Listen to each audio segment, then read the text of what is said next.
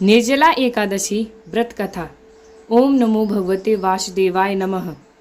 भीमसेन व्यास जी से कहने लगे कि हे पितामह, भ्राता युधिष्ठिर, माता कुंती, द्रौपदी, अर्जुन, नकुल और सहदेव आदि सब एकादशी का व्रत करने को कहते हैं, परंतु महाराज मैं उनसे कहता हूँ कि भाई मैं भगवान की भक्ति पूजा आदि तो कर सकता हूँ, दान भी दे सकता हूँ, परंतु भोजन के बिना नहीं रह सकता। इस पर व्यास जी कहने लगे कि हे भीमसेन, यदि तुम नरक को बुरा और स्वर्ग को अच्छा समझते हो तो प्रति मास की दोनों एकादशियों को अन्न मत खाया करो। भीमसेन कहने लगे कि हे पितामह, मैं तो पहले ही कह चुका हूँ कि मैं भूख सहन नहीं कर सकता। यदि वर्ष भर में कोई एक भी व्रत हो तो वह मैं रख सकता हूँ, क्योंकि मेरे पेट में वक्र नाम वाली अग्नि है, सो मैं भोजन के बिना नहीं रह सकता। भोजन करने से वह शांत रहती है, इसीलिए पूरा उपवास तो क्या, एक समय भी बिना भोजन के किए रहना कठिन है। अतः आप मुझे कोई ऐसा व्रत बताइए जो वर्ष में केवल एक बार ही करना पड़े और मुझे स्वर्ग की प्राप्ति हो जाए। श्री व्यास जी कहने लगे कि हे पुत्र, बड़े बड़े ऋषियों ने बहुत शास्त्र आदि बनाए हैं, जिनसे बिना धन के थोड़े परिश्रम से ही स्वर्ग की प्राप्ति हो सकती है। इसी प्रकार शास्त्रों में दोनों पक्षों की एकादशी का व्रत मुक्ति के लिए रखा जाता है। व्यास जी के वचन सुनकर भीमसेन नरक में जाने के नाम से भयभीत हो गए और कांपकर कहने लगे कि अब क्या करूं? मास में 2 व्रत तो मैं कर नहीं सकता, हाँ वर्ष में एक बार करने का प्रयत्न अवश्य कर सकता हूँ। अतः वर्ष में एक दिन व्रत करने से यदि मेरी मुक्ति हो जाए तो ऐसा कोई व्रत बताइए। यह सुनकर व्यास जी कहने लगे कि हे वृषभ और मिथुन की संक्रांति के बीच ज्येष्ठ मास के शुक्ल पक्ष की जो एकादशी आती है उसका नाम निर्जला है। तुम उस एकादशी का व्रत करो।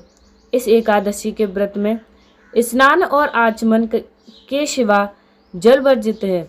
आचमन में 6 मास से अधिक जल नहीं होना चाहिए, अन्यथा वह मद्यपान के सदृश हो जाता है। इस दिन भोजन नहीं करना चाहिए, क्योंकि भोजन करने से व्रत नष्ट हो जाता है। यदि एकादशी को सूर्योदय से लेकर द्वादशी के सूर्योदय तक जल ग्रहण न करे तो उसे सारी एकादशी के व्रत का फल प्राप्त होता है। द्वादशी को सूर्योदय से पहले उठकर स्नान आदि करके ब्राह्मणों को दान आदि देना चाहिए। इसके पश्चात भूखे ब्राह्मण को भोजन कराकर फिर आप भोजन कर लेना चाहिए। इसका फल पूरे एक वर्ष की संपूर्ण एकादशियों के बराबर होता है। व्यास जी कहने लगे कि हे भीमसेन, यह मुझको स्वयं भगवान ने बताया है। इस एकादशी का पुण्य समस्त तीर्थों और दानों से अधिक है। केवल एक दिन मनुष्य निर्जल रहने से पापों से मुक्त हो जाता है। जो मनुष्य निर्जला एकादशी व्रत करते हैं उनकी मृत्यु के समय यमदूत आकर नहीं घेरते हैं, वरन भगवान के पार्षद उसे पुष्पक विमान में बिठाकर स्वर्ग को ले जाते हैं। अतः संसार में सबसे श्रेष्ठ निर्जला एकादशी का व्रत है, इसीलिए यत्न के साथ इस व्रत को करना चाहिए। उस दिन ओम नमो भगवते वासुदेवाय नमः मंत्र का उच्चारण करना चाहिए और गोदान करना चाहिए। इस प्रकार व्यास जी की आज्ञा अनुसार भीमसेन ने इस व्रत को किया।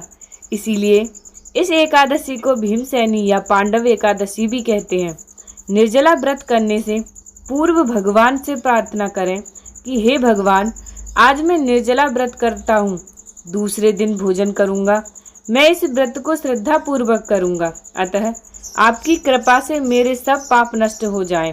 इस दिन जल से भरा हुआ एक घड़ा वस्त्र से ढककर स्वर्ण सहित दान करना चाहिए।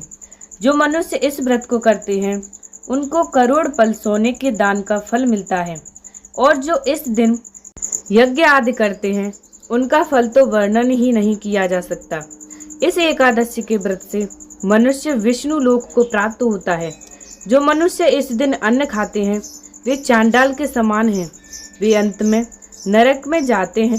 जिसने निर्जला एकादशी व्रत किया है, वह चाहे ब्रह्म हत्यारा हो, मद्यपान करता हो, चोरी की हो या गुरु के साथ द्वेष किया हो, मगर इस व्रत के प्रभाव से स्वर्ग जाता है।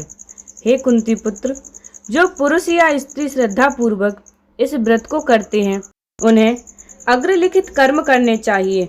प्रथम भगवान का पूजन, फिर गोदान, ब्राह्मणों को मिष्ठान व दक्षिणा देनी चाहिए तथा जल से भरे कलश का दान अवश्य करना चाहिए। निर्जला के दिन अन्न, वस्त्र, उपहान, जूती आदि का दान भी करना चाहिए। जो मनुष्य भक्ति पूर्वक इस कथा को पढ़ते हैं या सुनते हैं, उन्हें निश्चित ही स्वर्ग की प्राप्ति होती है। वीडियो अच्छी लगे तो लाइक और चैनल को सब्सक्राइब जरूर करें।